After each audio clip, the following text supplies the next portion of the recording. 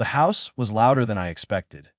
Not with voices, but with confidence, every surface polished, every gesture practiced. I noticed details the way I always do when I'm unsure where I stand, the way the chairs were placed slightly too close together, the way the wine glasses were already poured before I arrived, as if decisions had been made without me. I told myself this was nerves. Introductions do that. You exaggerate meanings. You assign weight where there may be none. My fiancé squeezed my hand once, then let go. He moved easily in the space, familiar, untouchable. I followed, smiling, rehearsing neutrality. His mother studied me openly. Not rudely, worse.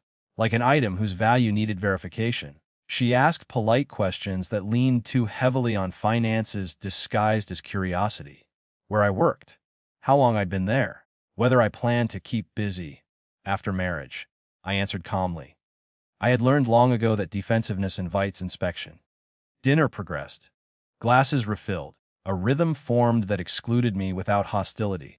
They spoke around me, not to me. I was a pause in conversation, a formality. Then it happened without warning.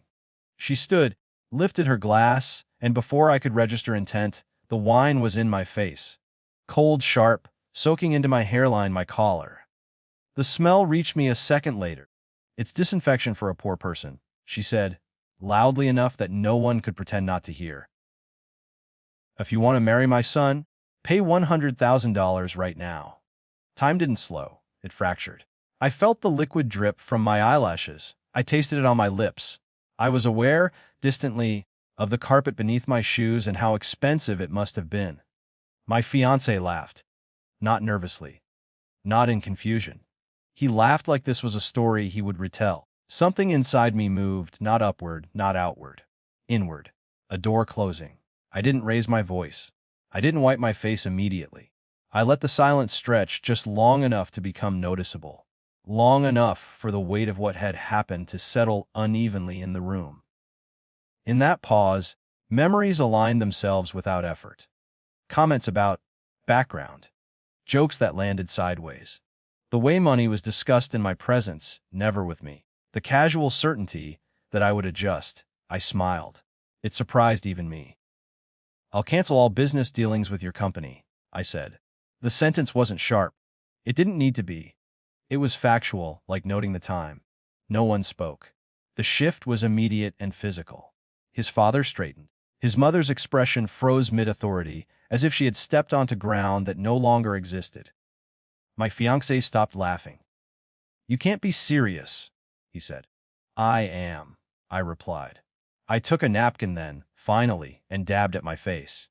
The gesture felt ceremonial, as if I were concluding something already finished. They began talking at once, questions, corrections, reassurances delivered, too late.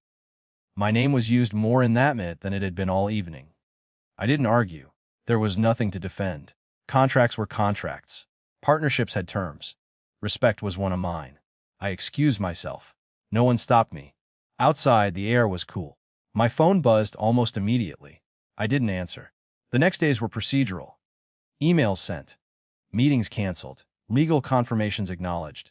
Authority didn't arrive as a person, it arrived as structure, as reality catching up.